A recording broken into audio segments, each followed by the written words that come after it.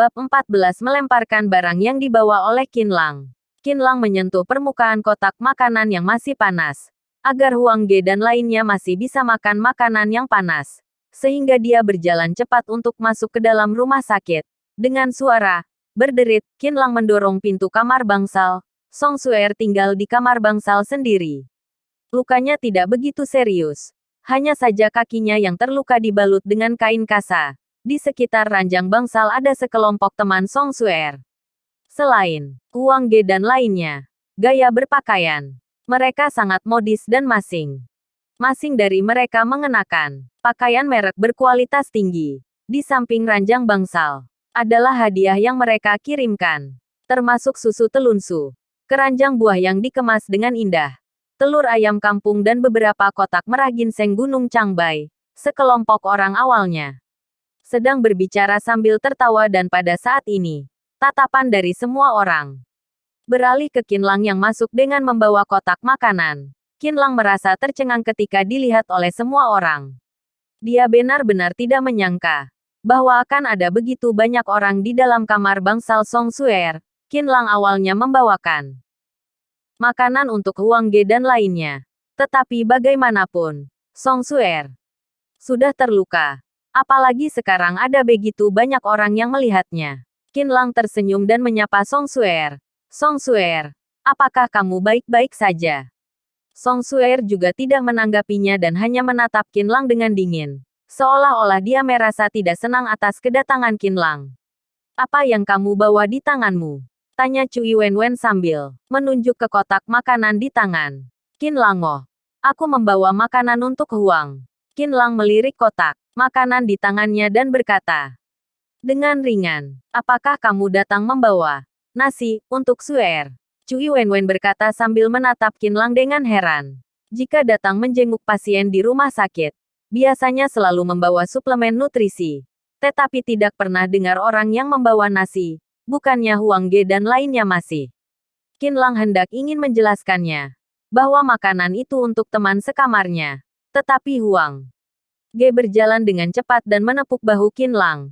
Kemudian berkata kepada yang lain sambil tersenyum. Qin Lang itu baik dan kebetulan. Semuanya masih belum makan bukan?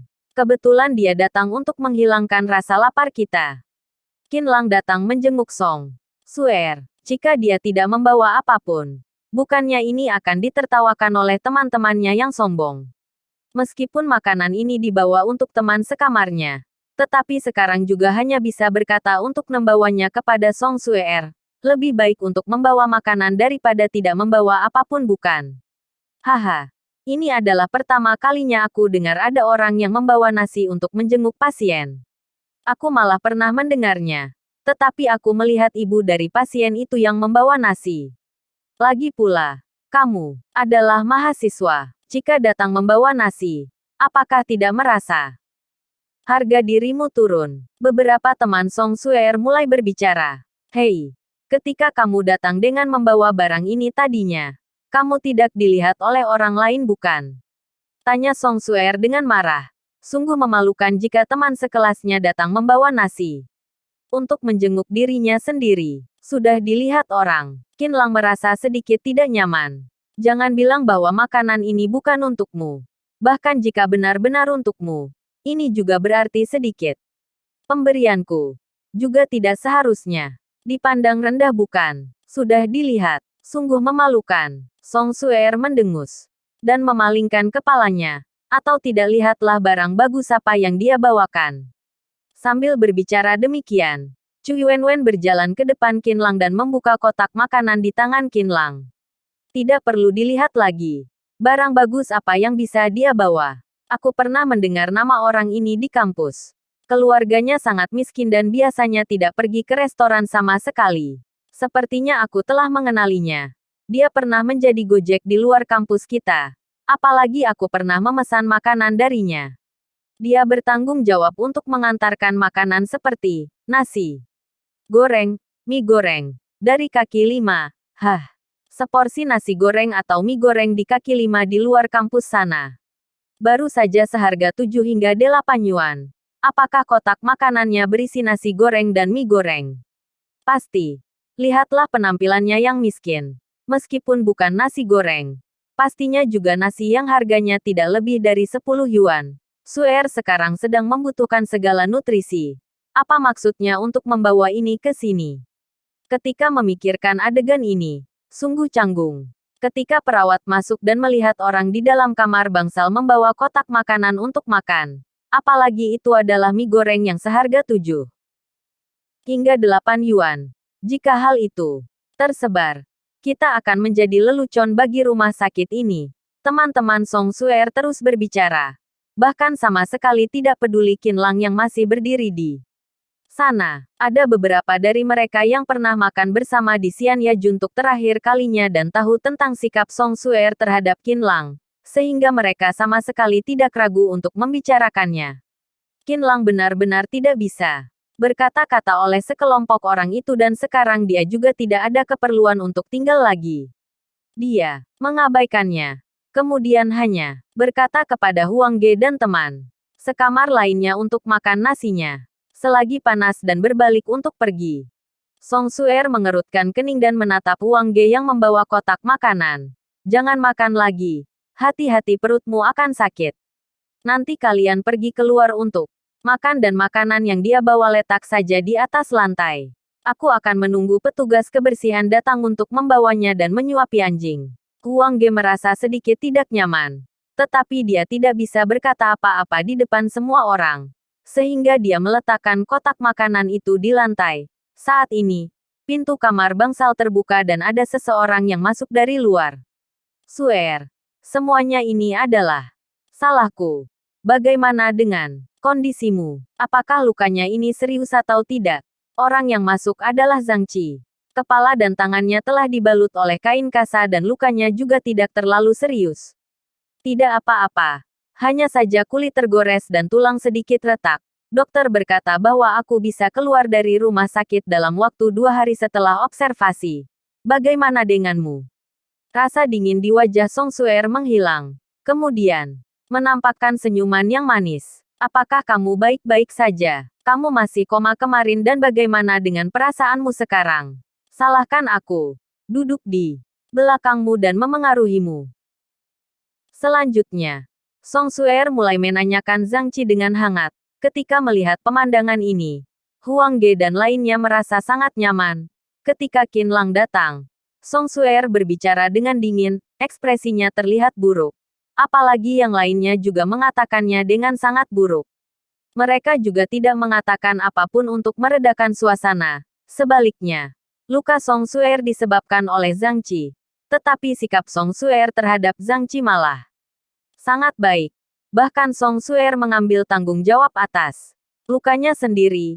Namun, bagaimanapun, Zhang Qi sudah dianggap telah menyelamatkan perusahaan Song Suer pada kali ini dan dapat dimengerti untuk memperlakukan Zhang Qi seperti ini.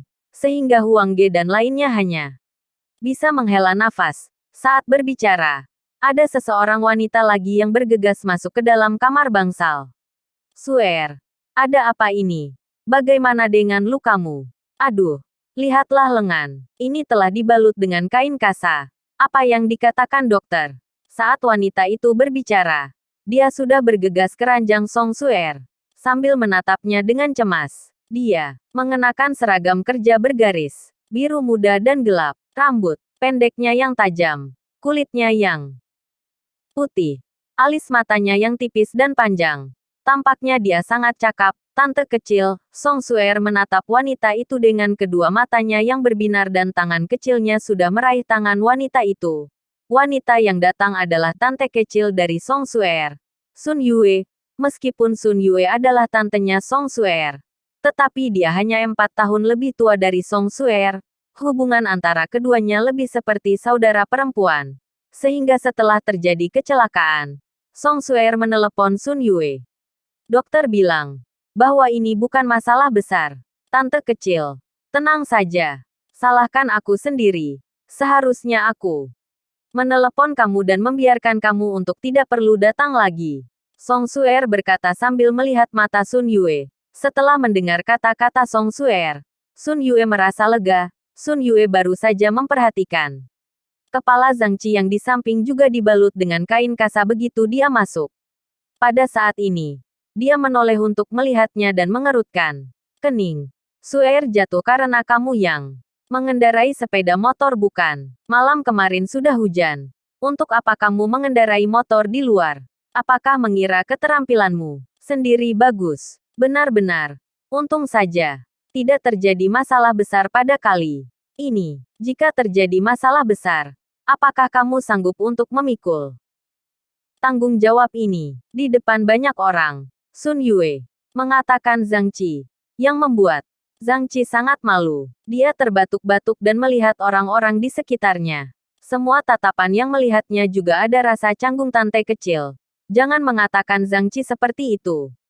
Dia juga tidak sengaja. Bukannya Zhang Qi menyuruh ayahnya untuk menyelesaikan urusan keluarga kami. Song Suer meraih tangan Sun Yue dan berbisik. Zhang Qi telah sangat membantu keluarga mereka. Jika membicarakannya seperti itu terlalu tidak pantas. Setelah Sun Yue mendengar kata-kata Song Suer, dia sedikit tercengang, lalu melihat tatapan Zhang Qi dengan tajam. Apakah kamu yang membantu urusan keluarga Suer? Tentu saja. Sun Yue tahu tentang masalah keluarga Song Suer. Ketika Song Suer memprovokasi grup Tianqi, dia sangat cemas pada saat itu dan juga telah mencari banyak koneksi. Tetapi tidak ada satu koneksi pun yang bisa digunakan. Karena grup Tianqi benar-benar sangat kuat. Kemudian, kakaknya datang menelepon dan berkata bahwa masalahnya sudah diselesaikan. Sun Yue baru saja merasa tenang. Tetapi dia malah sangat penasaran. Siapa yang telah ditemukan oleh kakak dan kakak iparnya, sehingga dapat menyelesaikan masalah dalam waktu kurang sehari? Apakah itu benar-benar anak muda di depannya? Mengapa Sun Yu melihatnya tidak mirip tante kecil? Song Suer melirik Sun Yue dengan tidak senang. Perusahaan Zhang Qi juga tidak kecil. Apalagi ayahnya pernah makan bersama dengan Presiden Qi Renzong. Hal ini sepele bagi mereka untuk membantu urusan ini. Sungguh sopan jika kamu begitu mencurigai Zhang Qi, gadis bodoh. Semuanya tidak sesederhana yang kamu pikirkan. Bagaimana dengan status presiden Federasi Perdagangan? Apakah menurutmu bisa menggerakkannya setelah makan 2 kali? Sun Yue jauh lebih dewasa daripada Song Suer dan juga pernah berurusan dengan Federasi Perdagangan. Dia juga tahu bahwa di dalamnya tidak begitu sederhana. Kakak, kamu pasti juga tahu bahwa koneksi yang kalian cari di sana tidak berhasil.